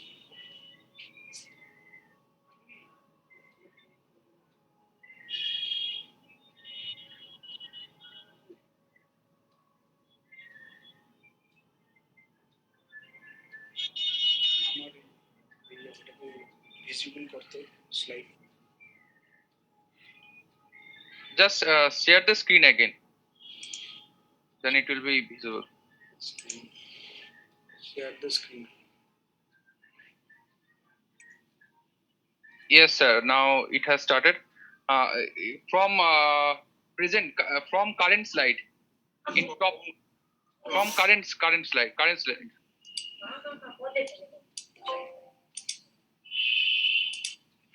Is it Dr. Mazumdar? Yes. Dr. Mazumdar, before you start, I'll just take a minute from you. Yes. So, hello everyone. Like, it was really fantastic. Whatever I'm sure everybody gathered a lot of knowledge from what Sir has told, and I got a lot of messages also coming in my WhatsApp that it's really and interesting, and we got to know a lot of things from whatever he said. So I'm sure that will continue. But before that, I want to show you a bit of something that not only like we know Mr. Mazumdar had shown us how to like what we find in the marine lives and what we find in the oceans. But I want to tell a bit about like how we can actually act, learn, and innovate. And there are a lot of plastic pollutions and pollutions happening everywhere. So how sitting back at home, you yourself can be like you yourself can be a leader and can change the world for so that these creatures that Mr. Mazumdar showed to us, that so that you can see more of these creatures, and these creatures do not become just a picture. So for this, what you need to do is just scan this. You can just scan this QR code through your phone or any application that you have, or in Google type tide-turner.org. Everybody, we give you a minute to scan this QR code and type tide-turner.org. If anybody is having any problem regarding this, you can write in the QR box. Atin, please just have a look in the QR box. You can either type tide-turners.org, or you can scan the QR code. Anybody can do this. Any participants from here can do this. And if anybody is facing any challenge, please you can type your queries in question and answer box. Q&A box. So is it done, everybody? Everybody scan this, or did everybody had go in your browser and type tide-turners.org. After you do that, you will get this page. Please just raise your hands if you have any queries, and I'll just open the chat box so that I have just opened the chat box. So please write done. Everybody who has done it. The screen is not visible. Atin, is my screen visible? Yes, it is visible clearly. I think there may be some network problem. So please write in the chat box done after you've done it. Either scan it, or please write tide-turners.org. Many people are typing done. We are getting... Okay, great. I hope you this page has opened. The ones who have done that, I hope this page has opened for everyone. So if there is something else that is being shown. Asmi Sesta, please go in your browser, Google browser, and just type tide-turner.com. .org. .org. Either you can scan Turner.org, or you can even type tide-turners.org. This page will open where you can click on register now. If there is any queries, you can just ask us.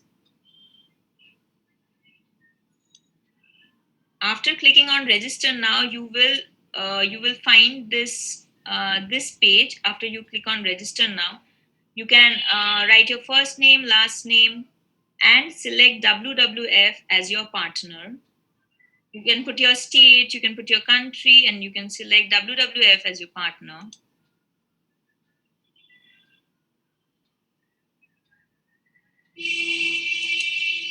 After clicking on tide-turners.org, you have to go to register now, and then you have to fill up this form, and then you have to click on WWF as partner. Fill this form, click on WWF as partner, and then you have registered in this account.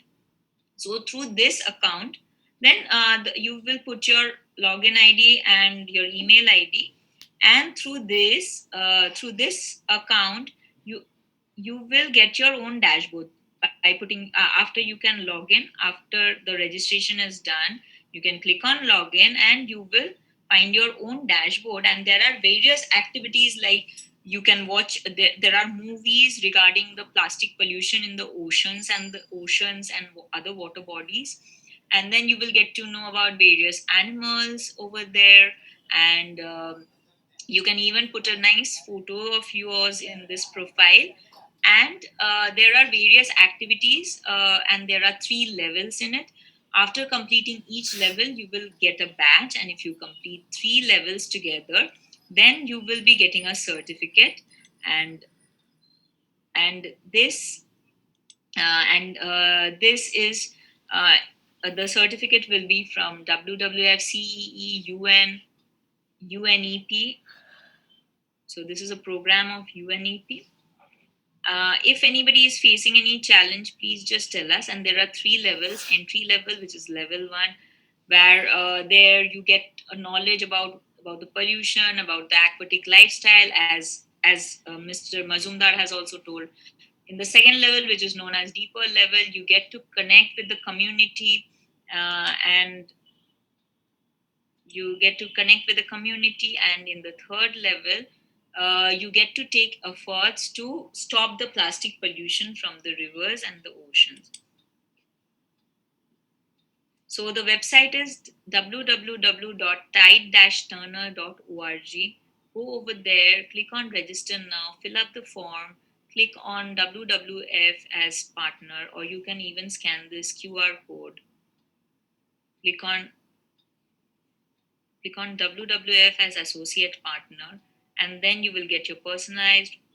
I've given the link of this.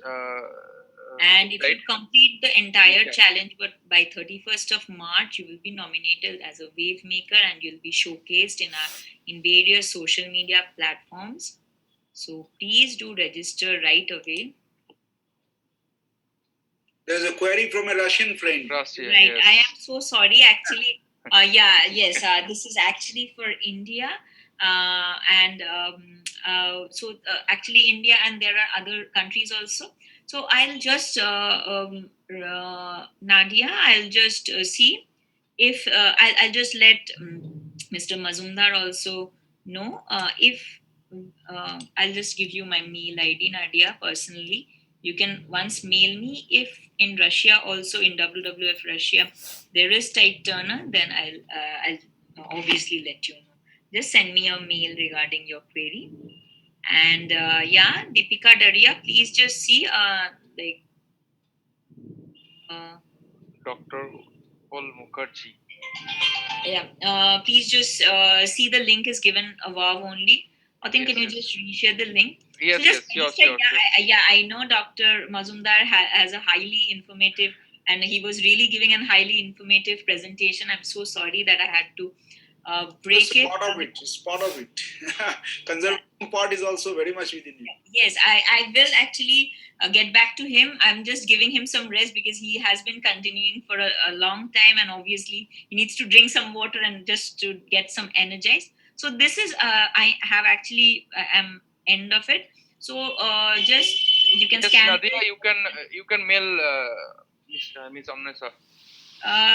You can just actually you can write here.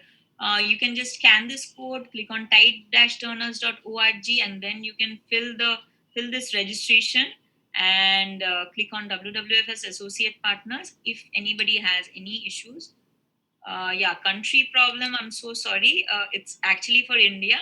So we will just see if there is, and we can do something for other countries also.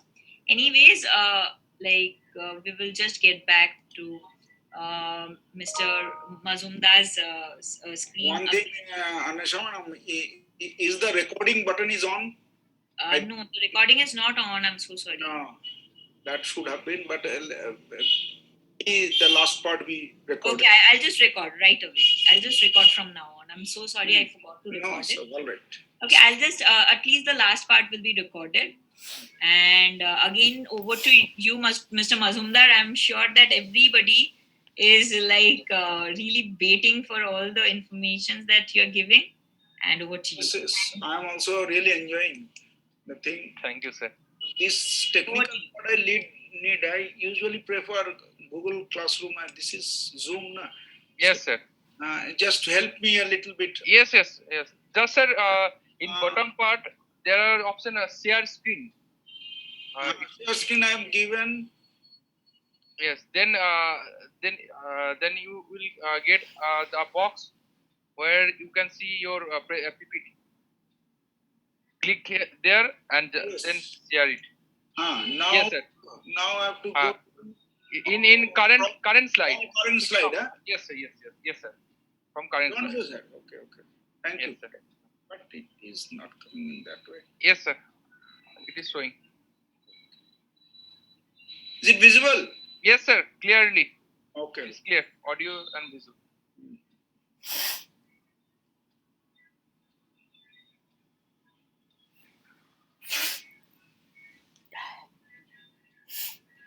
So we are discussing about this litter and the detrital formation and how it helps the coastal ecosystem. I've talked about the students, how they can be a part of the Green Brigade.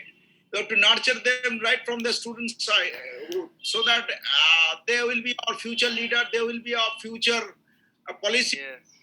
And if they are exposed to such fields, they will think over their things in their leadership tenure.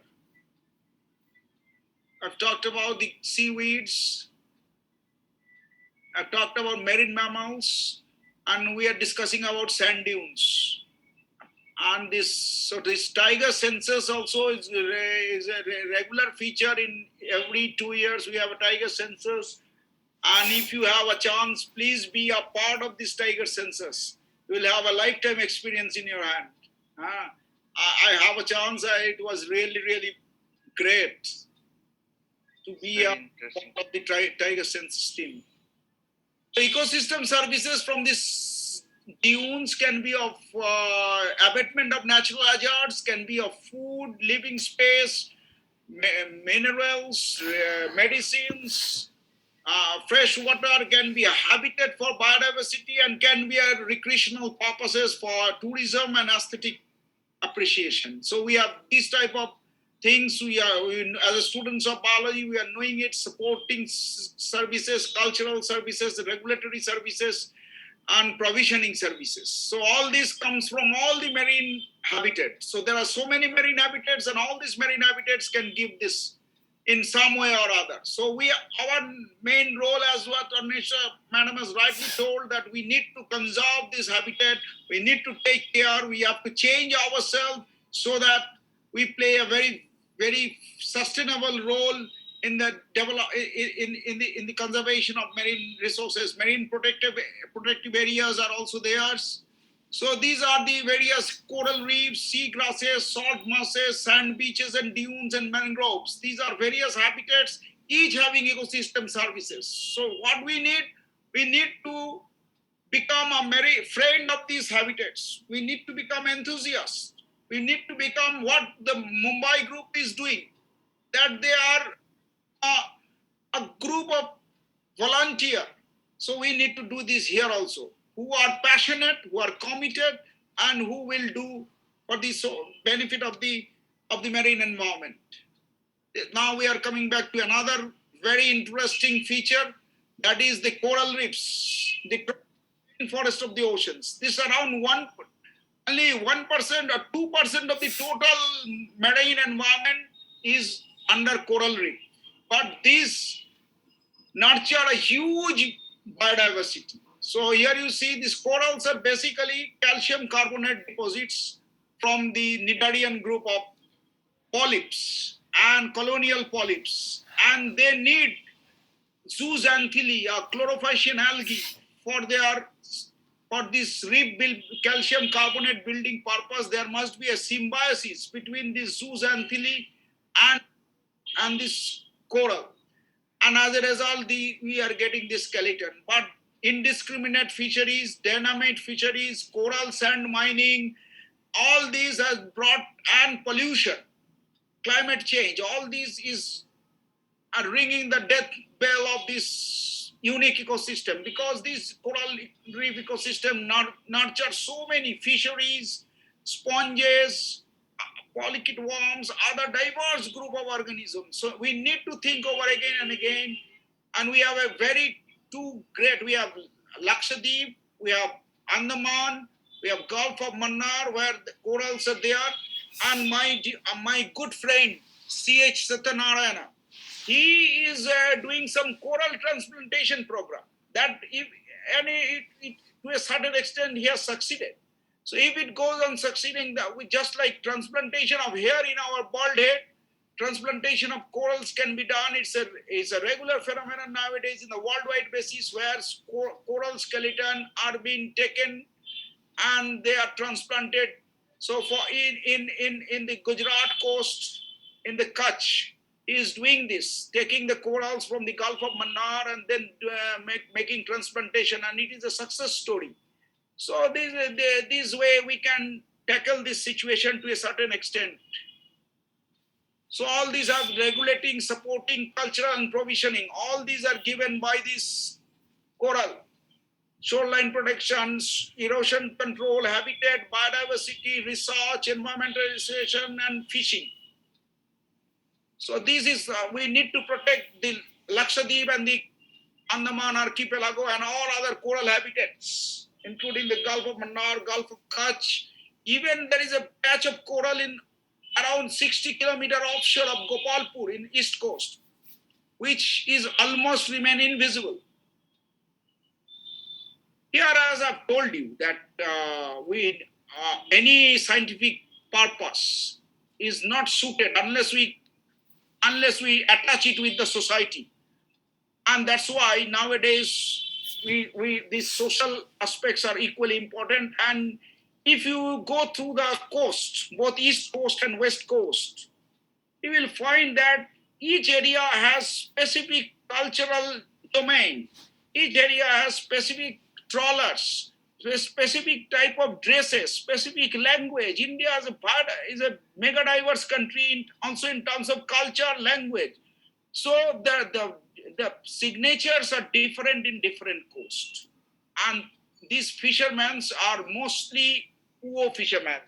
Though the trawler owners may not be poor, but these sociological aspects of these fishermen need to be taken care of. There are lots of fishermen communities, there are lots of fishermen unions who are doing, the boat type is different, the fish catch is different, the language is different, the culture is different, all needs to be taken care of. And there are lots of destructive fishing, there are lots of fish bycatch rejects, which as a affluent, scientifically learned friend, we can talk many a thing.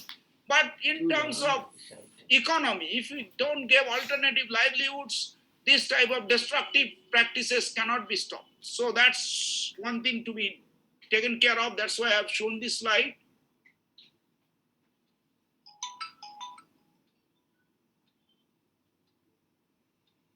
Now we talk about an interesting thing about this hilsa as a fishery. And this is, this is a migration of fishes, marine sectors also. We have anadromous migration. For breeding purpose, this hilsa comes from marine coastal zone to the upstream. Even it goes up to Allahabad, along the Ganga, in specific regions, and then they return back. So this hilsa, there are lots of people who are working on hilsa. Even they are trying now to develop it in the ponds. The Central Indian Fisheries Research, CIFRI, is doing also good things. There are various person and various universities they are doing. And I have seen in Bangladesh, while I've been to Bangladesh, always I have seen that they are doing much more things in terms of the conservation of hilsa fishery. I may not be sure whether my good friend Abdul Wai is there or not. If Abdul Wai is here, he can talk about their possessiveness with hilsa. But we need to take this story among the students also. so that they can be a warrior in this. So this is the migration route of Hilsa. This is another very important thing. Hilsa, along with other clupid fishes, are rich sources of this PUFA, eicosapentaenoic acid, DHA, then other omega-3 fatty acid, omega-6 fatty acids. So that needs to be taken care and extracted in a judicious manner. And students are in Nawabganj, where I teach. There's a around 32 fishermen community. All are livelihood with hilsa fishing, and Nawabganj is a good spawning ground. So we take the students there to give them an exposure about this, how they can go out of their comfort zone and can make. And these are the things I think these are needed for actual conservation purpose.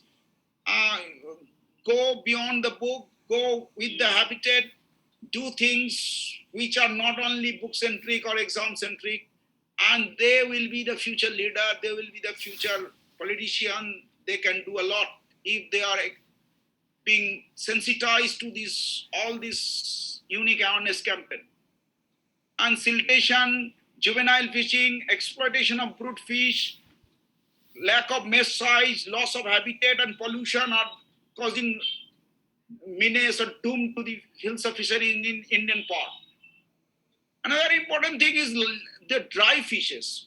Plenty of dry fishes you have noticed available in the market, and those fishes, those which are having a little bit less economic values, those are considered as dry fishes, and lot of dry fish centers are there all along the East Midnapur coast, Orissa coast. However, while studying those things, I have noticed one important thing, that they use indiscriminate antibiotics, herbicides, and insecticides.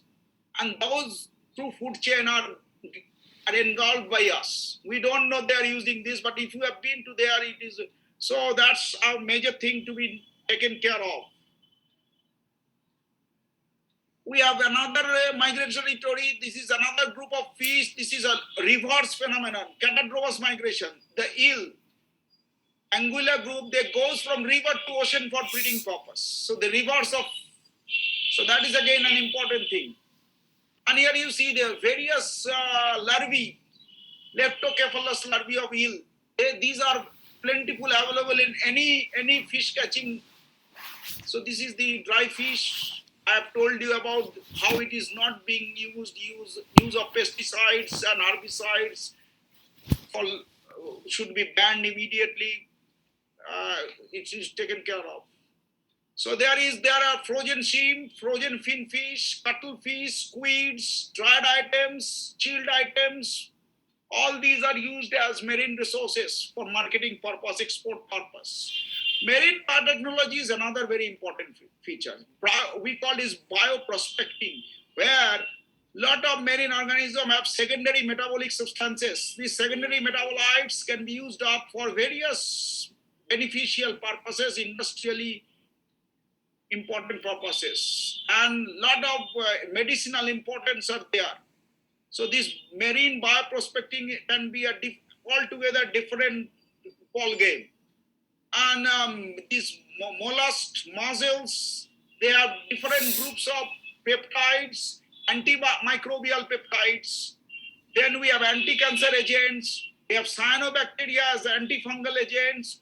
We have these phytoplanktons, various seaweeds have various bioactive substances. I don't go to the details of it. We have sponges. Lot of bioactive substances are coming from the sponges. These are already, I have taken these only from established, published resources. And anti-malarial, anti-nematode, anti-helminthic drugs, bryostatin from bryozoa. Then we have anti-leukemia, anti-cancer agent. All this can be done.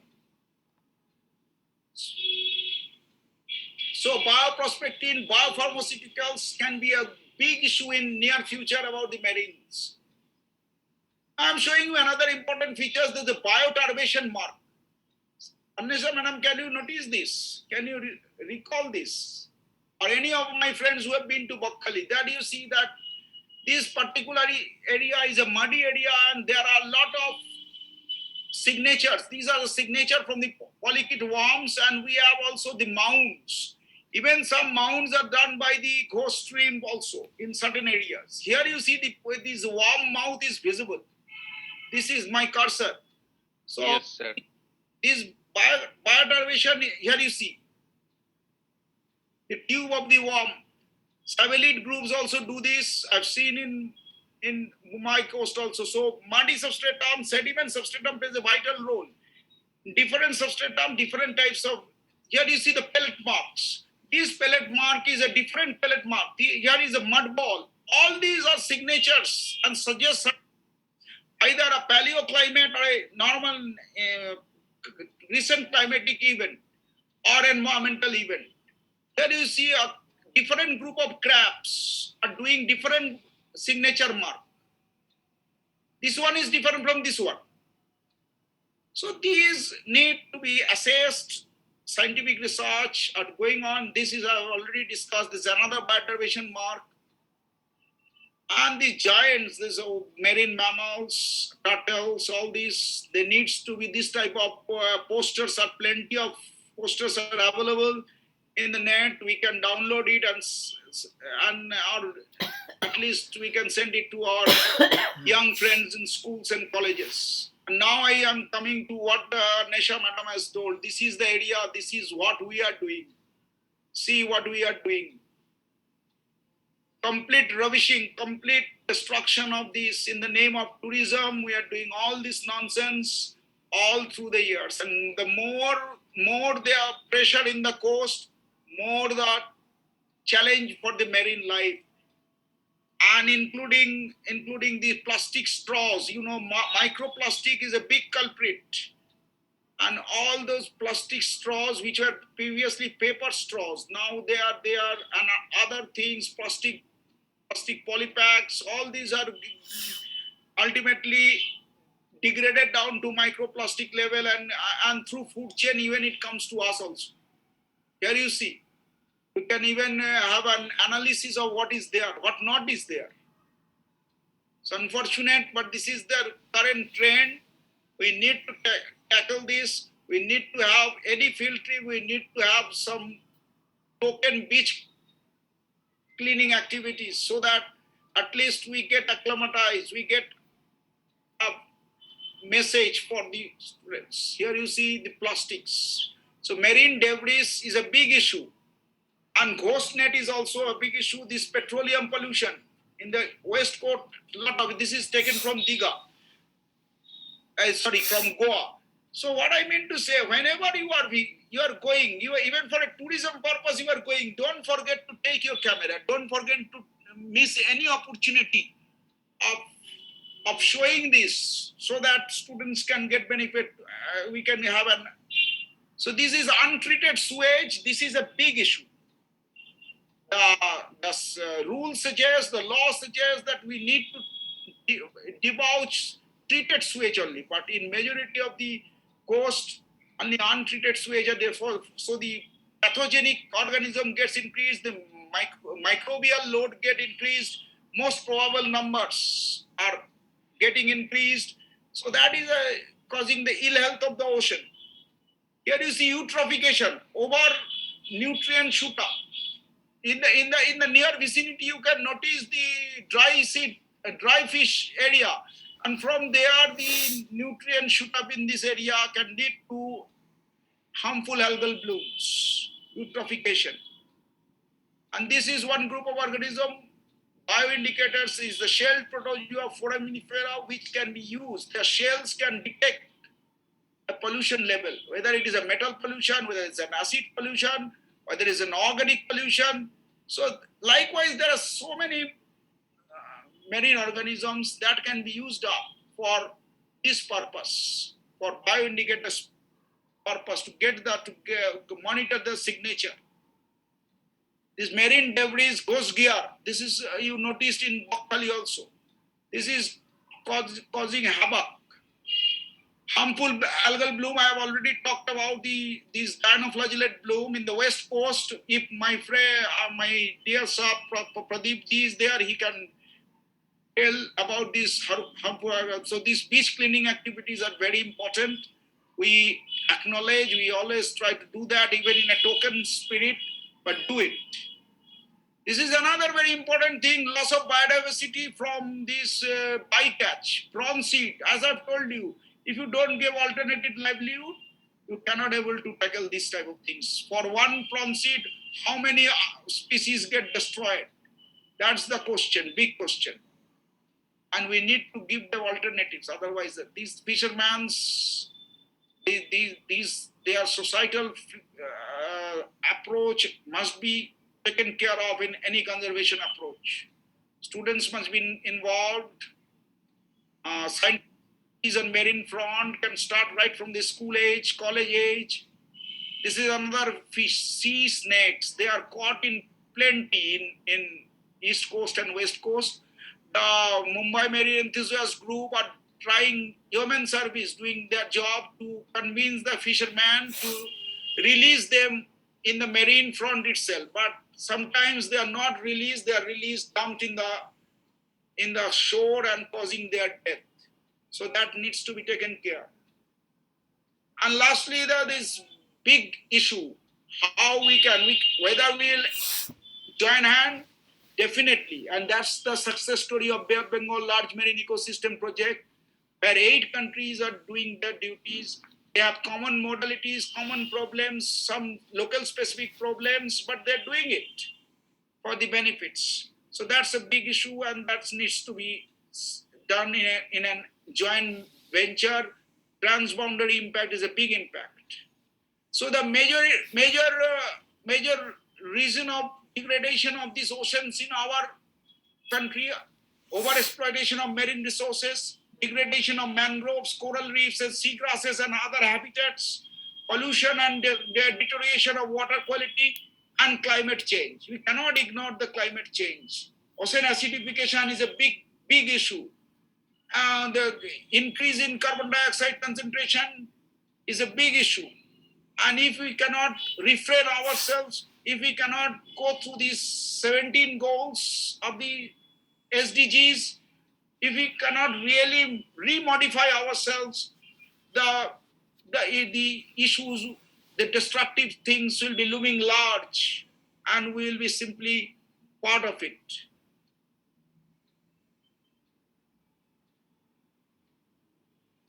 Another important thing is a puffer fish. This is the tetrodotoxin. You know about the puffer fish. These are the various puffer fishes what we get in the and these are interesting creatures. That's why I'm telling it. And they contain. These are actually delicacy in Japan. Fugu fish, and huge demand for food purpose, but they know exactly where the poison gland is there, and they just detach it and eat it. But in our cases, we are not very familiar with it, and there is a lot of death causing by this neurotoxin.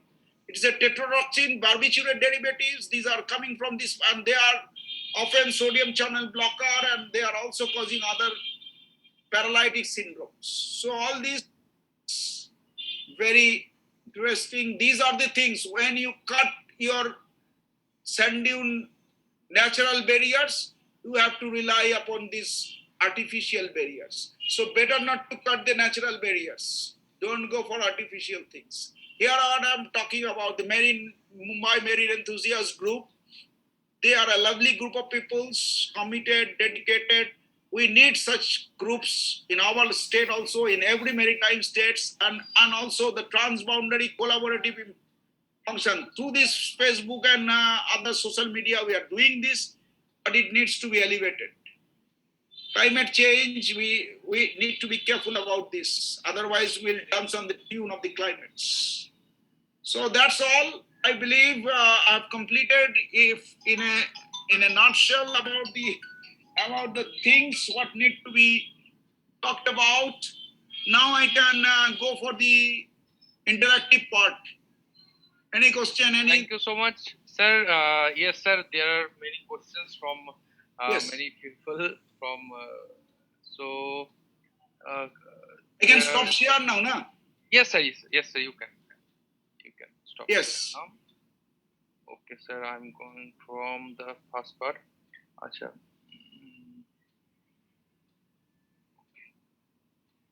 Oceanography is nothing but the study of oceans. There are different.